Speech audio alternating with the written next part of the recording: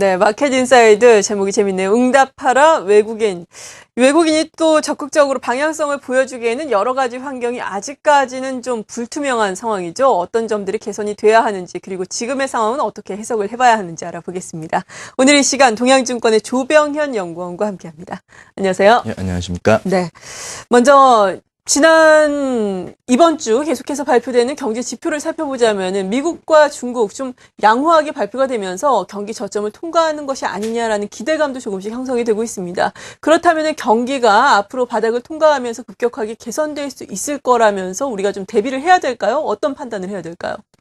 예, 방금 말씀하신 것처럼 이번 주에 발표했던 경기 지표들이 상당히 양호하게 발표가 되면서 지난주 같은 경우는 또 IMF나 월드뱅크에서 경제 성장을 전망치를 안 좋게 발표를 하면서 좀 증시가 부진한 영향이 있었는데 그런 여파를 좀 많이 상쇄를 시켜준 것 같습니다. 좀 구체적으로 보자면은 NAHB 주택시장 지수, 주택시장에 대한 어떤 심리 지표 같은 것인데 이것들이 2006년 이후에 최고치까지 지금 올라온 상황이고요. 그 위에도 그 이외에도 어떤 주택가격 지수들 같은 경우들이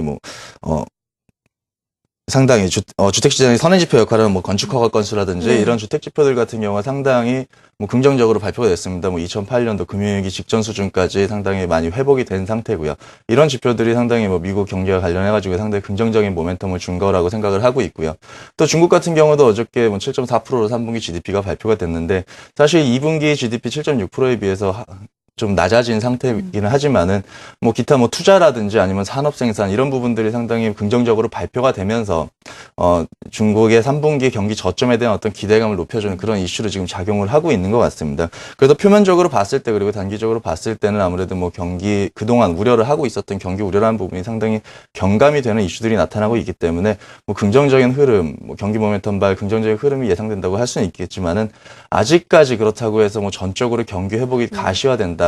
이런 쪽에다가 베팅을 하기에는 조금 무리가 있어 보인다. 좀 신중할 필요가 있다라는 판단을 하고 있습니다. 네, 그러니까 경기 우려가 좀 줄어들 수 있는 정도의 경제지표 발표지 아직까지는 경기가 빠르게 또 회복되고 있다라고 판단할 정도는 아니다. 좀 신중해야 된다라는 의견이신데요. 여기에 대해서 좀 보충 설명을 해주신다면 어떨까요? 예, 최근 들어서 제가 좀 이렇게 관심 있게 보고 있는 지표 중에 한 가지가 그 다우 운송 지수가 있습니다. 다우 산업 지수 중에서 또 그 운송, 물류, 항공 이런 쪽 관련 종목들을 모아가지고 지수화시킨 그런 지표인데 상당히 긴 역사를 가지고 있습니다. 그런데 여기에 속하는 업종군들을 보게 되면 아무래도 세계라든가 미국 내에 어떤 물동량과 상당히 밀접한 관계를 가지고 있는 그런 종목들로 구성이 되어 있습니다. 네. 그렇기 때문에 어떤 제조업이라든가 특정 산업에 비해서 산업을 나타내는 지표들에 비해서 미국의 경기라든가 아니면 세계 경기 증시에 있어서 상당히 선행성을 가진다는 측면에서 의미를 부여를 하는 그런 지표입니다. 근데 이 지표가 10월 들어 상당히 빠르게 상승을 하고 있습니다. 그 다우존스 산업 지수보다도 오히려 훨씬 더 빠른 속도로 상승을 하고 있는데 사실 방금 말씀드렸던 관점에서 보자라고 하면은 보다 선행성을 가지고 세계 경기 어떤 물동량 같은 걸 평가하는 지수이기 때문에 상당히 긍정적인 모습이다라고 평가를 할 수 있겠지만은 이걸 조금 더 구체적으로 살펴보게 되면 약간 좀 상이한 해석이 가능하게 되는 상황입니다. 종목별로 살펴보게 되면은 1, 2등을 차지하고 있는 것이 라이더 시스템 그리고 JB 헌트라는 회사들인데 이것들이 미국 내에서의 어떤 트럭이라든지 어떤 물류 시스템을 주로 전담을 하고 있는 회사들입니다. 이 회사들은 주로 미국 내에서의 매출 비중이 90% 이상을 차지하고 있는 회사들이고요. 이런 회사들은 상당히 10% 이상의 상당히 높은 10월달 수익률을 기록하고 있는 반면에 해당 종목군에서도 오버시즈 쉬핑 홀딩스라든지 아니면 익스페디터라는 회사들 같은 경우는 있는데 이들의 매출 비중은 미국 내의 매출 비중이 40% 이하로 상당히 작고요. 대부분이 동남아시아라든지 아니면 기타 지역에서 매출이 일어나고 있습니다. 근데 이런 종목들 같은 경우는 지금 마이너스 수익률을 기록을 하고 있습니다.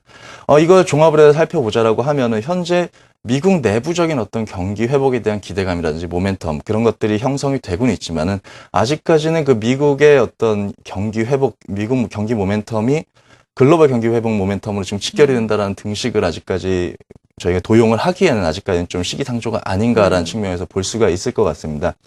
그리고 어저께 또 중국 지표가 발표가 되면서 상당히 긍정적으로 3분기가 저점이다라는 쪽에 대해서 지금 컨센서스가 형성이 되고 있는데 사실 GDP 숫자 자체보다는 투자라든지 산업생산 어떤 소비 이런 쪽 관련 지표들이 좋게 나왔기 때문인 것 같은데 사실 중국 경기 하면은 가장 중요하게 보는 선행지표 중 한 가지가 투자인데, 고정자산 투자 같은 경우도 사실 증가했다고는 하지만 아직까지는 반등이라기보다는 저점을 형성하면서 반등을 모색해가는 과정에 있다라고 좀 냉철하게 보면 볼 수 있는 상황인 것 같습니다. 그렇기 때문에 조금은 더 확인 과정이 필요하지 않겠나라는 이런 관점에서 지금 접근할 필요가 있을 것 같습니다. 네. 최근에 코스피가 반등에 성공은 하고는 있지만 상승 탄력을 더더욱 키우기 위해서는 경기에 대한 확신이 필요하다라는 전문가들의 의견을 많이 저희가 들어봤는데요.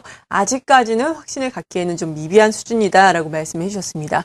코스닥 시장에 대해서 좀 여쭤봐야 되겠습니다. 사실 지난주 이 시간만 하더라도 많이 나왔던 이야기가 이제 장기적인 고점인 550선을 돌파를 하느냐인데 일주일 만에 정말 판도가 많이 바뀌었습니다. 이제는 그 말이 무색하게 500선까지 내려온 상황인데요. 코스닥 랠리는 끝났다고 봐야 할까요? 아니면 추가 랠리가 그래도 가능할까요? 일단 전반적으로 그 경기 상황과 관해서 봤을 때, 지수 추가 경기가 아직까지는 그 큰 트렌드에 대한 경기 회복 트렌드에 대한 확신은 가지고 있지 힘든 상황이라고 좀 방금 말씀을 드렸습니다. 그러다 네. 보니까 아무래도 경기 지표들에 비해 상당히 민감하게 좀 장 전체가 반응할 수 있는 상황인 것 같고요. 이런 측면에서 좀 같은 맥락에 생각을 해보게 되면은 그 최근 상승권의 코스닥이나 어떤 종목 장세가 일어났던 이유는 일단 수급적인 측면에서 어떤 대형주들을 어떤 트렌드를 이끌고 나갈 수 있을 만한 수급 주체가 없었다는 점에서 표면적인 이유를 찾을 수가 있을 것 같고요. 그것에 대한 그런 모습이 나타났던 보다 본질적인 이유를 찾자면은 어쨌든 그 대경기에 대한 불확실성이라는 부분이 크게 발목을 잡고 있었다는 측면에서 한번 생각을 해볼 수 있을 것 같습니다. 그렇기 때문에 미국이나 유럽, 중국 쪽에 대해서 우려가 아무래도 방향 수 있는 투자를 힘들게 만들고 그 반대급부로 중소형주 쪽에서 조금 더 매기가 강하게 나타나지 않았었나 이렇게 생각을 하고 있는데, 앞에서 말씀드렸던 것처럼 그 경기 회복에 대한 어떤 확신을 바탕으로 하는 그 강한 상승 흐름 예상하기가 좀 힘들고, 그리고 경제 지표들 발표라든가 어떤 이벤트들에 의해 가지고 아직까지는 변동성이 크게 확대될 가능성이 있다는 측면에서 생각을 해보게 되면은 아직까지도 그 대형주들에 대한 어떤 전격적인 투자 의견, 그쪽으로 관심을 전격적으로 옮기기에는 조금 시기상조라고 볼 수가 있을 것 같고요.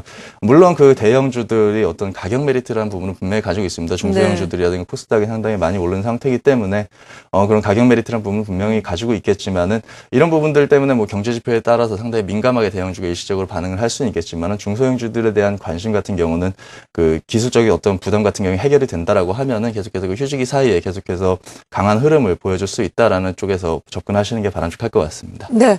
그렇다면은 이제 10월도 중순이 다 갔는데 마지막 10월에 남은 변수들은 어떤 것들이 있는지, 그리고 이에 따른 투자 전략은 어떻게 세워야 하는지 정리해 주시죠.